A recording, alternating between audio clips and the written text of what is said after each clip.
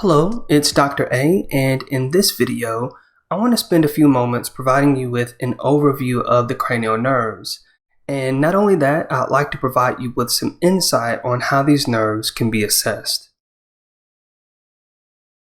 In total, there are 12 pairs of cranial nerves, and as we look at the image on your screen, keep in mind that we're viewing the inferior portion of the brain. And the color-coded areas only show where the nerves connect to or extend from the brain. In other words, we can trace the pathway of several cranial nerves to other areas or parts of the body.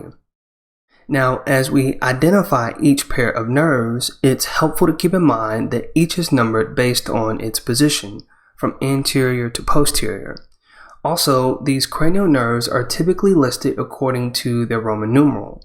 So first we have cranial nerve number 1, olfactory, cranial nerve number 2, optic, cranial nerve number 3, oculomotor, cranial nerve number 4, trochlear, cranial nerve number 5, trigeminal, cranial nerve number 6, abducens, cranial nerve number 7, facial, cranial nerve number 8, vestibulocochlear, cranial nerve number 9, glossopharyngeal, cranial nerve number 10, vagus, cranial nerve number 11, accessory, cranial nerve number 12, hypoglossal. The first cranial nerve is of course the olfactory nerve, and in terms of location, we'll find it extending into the nasal mucosa, which makes sense considering there's a direct route here from the nostrils. We can also describe cranial nerves based on their type too. And by type, we're saying there is one of 3 options to pick from. In other words, we can classify each nerve as either sensory, motor, or both. Sensory means that the nerve is related to the senses or that it has a sensory function, while we use the term motor as an indication that the cranial nerve produces some type of movement. And the third option, both, of course indicates that the cranial nerve has both sensory and motor functions. So for the olfactory nerve, its type is sensory, which is why we can list sense of smell as its function.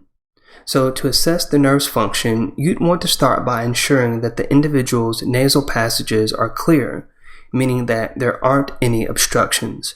And afterwards, you want to assess their ability to correctly differentiate between different scents or smells. The second cranial nerve is the optic nerve, and as we talk more about it in a moment, it plays a major role in our ability to see. Now, in terms of its location, we'll find it extending from the retina, which is located in the back of the eye, to the thalamus, which is part of the midbrain. So allow me a moment to talk briefly about how we're able to see. Light passes through the eyes to the retina, where it comes in contact with specialized cells that we call photoreceptors. And these photoreceptors are called rods and cones. And from here, the light is transmitted as electrical signals along the optic nerve, where it passes through the optic chiasm and along the optic tract. From here, the electrical signals travel along optical radiations, which is essentially a continuation of the optic nerve, and from here to the primary visual cortex located in the occipital lobe, where its responsibility is to then receive, interpret, and process the visual information that's coming in from the retina. And so in terms of the type for this cranial nerve, we list it primarily as a sensory nerve. And for function, we'll note that it provides us with the sense of vision. Now, to assess whether this nerve is intact or functioning appropriately, we can utilize what's called a Snellen eye chart to determine someone's visual acuity. The third cranial nerve is the oculomotor nerve, and in terms of location, we'll find it extending from the midbrain towards a majority of the external eye or ocular muscles. In terms of its type, it primarily involves a motor response, and this begins to make sense when we consider that its function is to participate in eye movements, that it also regulates the size of our pupils, and that it's responsible for accommodation and proprioception. Now, accommodation is a process that occurs on the inside of the eye, Essentially, it's the process of your lens changing shape, and this is helpful to moderate how the light being brought into the eye is projected onto the retina. The other term I mentioned here that might also need some clarification is proprioception, which in this context represents the fact that we're receiving visual stimuli to help us understand where we are and how we decide to interact with our environment. And in terms of assessing this cranial nerve and its function, there are a number of things that we can do. We can assess whether or not someone's pupils are equal in size. We can also determine if both pupils are round and how they react to light and accommodation. Also, we can assess how well their eyes track to follow a given movement.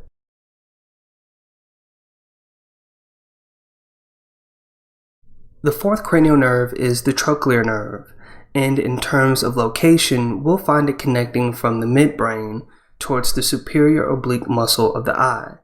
And because it's connected to this eye muscle, we can tell that its type is going to be motor, meaning that it produces some type of movement. Its function is unique in that it produces a type of eye movement that is not easily seen with the naked eye. Its primary action is to provide a discrete type of rotation. Additionally, it also plays a role in providing us with a sense of proprioception. To assess this cranial nerve, you can determine how well someone's eyes track to follow a moving object, in addition to assessing their sense of proprioception.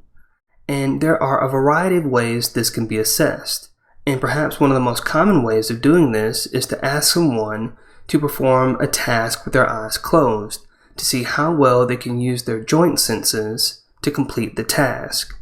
For example, you could ask someone to close their eyes, raise their right hand, and use their left index finger to touch their nose. The fifth cranial nerve is the trigeminal nerve, and in terms of its location, it's pretty expansive. We can trace its fibers from the pons of the brain towards the skin of the head and face, the oral cavity, and even to the teeth. In terms of its type, the trigeminal nerve is described as both, meaning that it provides both sensory and motor functions. And as we follow the nerve fibers to the skin of the face, we'll be able to note the three divisions or branches that are evident. We have the ophthalmic branch, which provides sensations to the top of the head, forehead, the skin over the eyes, and over the dorsum of the nose. Next is the maxillary branch, providing sensation over the temple, cheek, the ala, which is the sides of the nose, and the upper lip. And lastly, for the mandibular branch, we have the temporal side of the head, portions of the cheek, and the bottom lip. So we can list simply for its function that it provides sensations to the head and face, that it also helps produce the muscle contractions necessary to chew our food, and that it also helps provide us with a sense of proprioception. Now, in terms of assessment, we commonly stick to assessing whether or not someone is able to detect touch or sensations to all areas of the head and face, along with asking them to bite down as if they were eating or chewing food. The sixth cranial nerve is the abducens nerve, and in terms of its location, we'll find that it's attached to both the pons of the brain and the lateral rectus, an extraocular eye muscle. Its type is motor, and this is because it's responsible for producing eye movement. And for its specific function, it's primarily involved with producing abduction of the eye, which could also be referred to as lateral eye movement. In addition to producing this eye movement, it's also responsible for providing us with a sense of proprioception. To assess the functionality of the abducens nerve, we would primarily want to assess an individual's ability to move their eyes out to the side or for the ability to be tracked laterally. The seventh cranial nerve is the facial nerve, and in terms of its location, we can trace it from the medulla of the brainstem to the muscles of the face, scalp, salivary glands, lacrimal glands, and to the anterior 2/3 of the tongue. And in terms of its type, it's both, meaning that it provides us with both sensory integration and motor or movement responses. So for its function, the facial nerve provides us with the sense of taste, again for the anterior 2/3 of the tongue, in addition to providing us with the ability to make facial expressions and for the secretion of saliva. And going back for a moment, we mentioned that the facial nerve also supplies our lacrimal glands, and it's our lacrimal gland that's responsible for the production of tears. So to assess the functionality of this cranial nerve, you want to focus on having someone distinguish between various tastes, again on the anterior 2/3 of the tongue, in addition to asking him or her to make various facial expressions such as smiling and frowning. The 8th cranial nerve is the vestibulocochlear nerve. However, it's important to make note of the fact that this nerve is technically the combination of two nerves, the vestibular nerve and the cochlear nerve. It's the vestibular nerve that's responsible for relaying information to the brain about movement and our body's position, and the cochlear nerve connects to the cochlea of the inner ear. And both of these nerves can be traced from the pons of the brainstem to the semicircular canals of the inner ear. In terms of its type, it's sensory. And as it relates to function, the vestibulocochlear nerve provides us with the sense of hearing along with the sense of balance. So the way you want to go about assessing this nerve is through determining someone's auditory acuity, or their ability to hear distinct sounds. Additionally, you could also test their sense of balance. The 9th cranial nerve is the glossopharyngeal nerve, and in terms of its location, we can trace this nerve from the medulla of the brainstem to the pharynx or throat, carotid sinus, and the posterior 1/3 of the tongue. In terms of its type, it's both, providing us with both sensory and motor functions. And in terms of its overall function, it provides sensations of the tongue, provides us with the ability to swallow, the secretion of saliva, the regulation of blood pressure, and our respiration rate.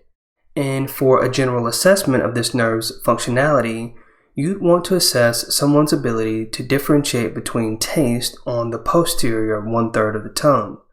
Additionally, we could also assess their gag reflex. So let's talk about that for a moment. When we hear the word reflex, what should come to mind is that an involuntary response occurs.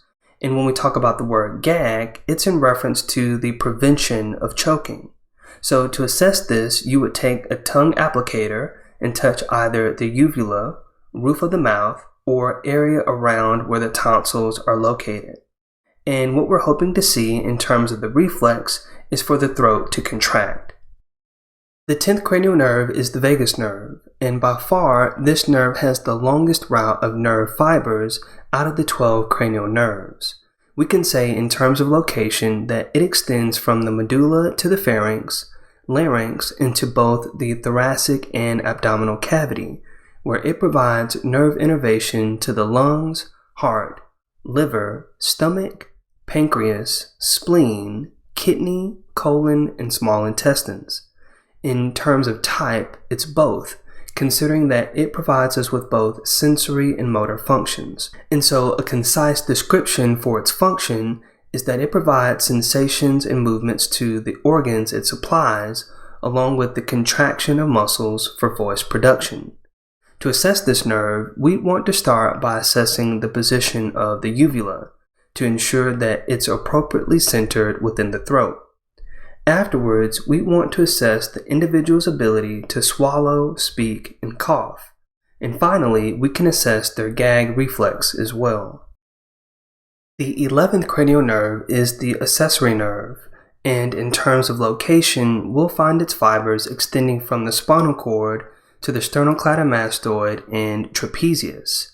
And in terms of type, it's motor, considering the fact that this nerve enables movement of those muscles.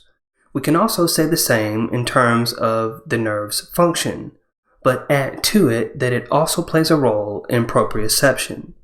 To assess the functionality of this cranial nerve, we want to assess the strength of the sternocleidomastoid and trapezius muscles, and we would do this by resisting cervical flexion, extension, and rotation.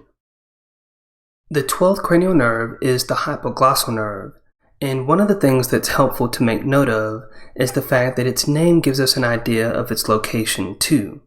The prefix hypo, of course, means under, and the term glossal means tongue. So together we can now better understand that this nerve runs underneath the tongue. And in terms of its location, we'd find its nerve fibers traveling from the medulla to the tongue and throat muscles. And as it pertains to its type, we'd say that it's motor. And this is because of its function, which is to provide tongue movement along with a sense of proprioception. So to assess the hypoglossal nerve, we want to first begin by assessing the uniformity of an individual's tongue movement. For example, can they stick out their tongue and then to the sides to the same degree? Following this, we can also assess the strength of their tongue, assessing its resistance to movement. Well, thank you for watching this video. I hope it's been helpful, and I'll look forward to connecting with you again in the next one.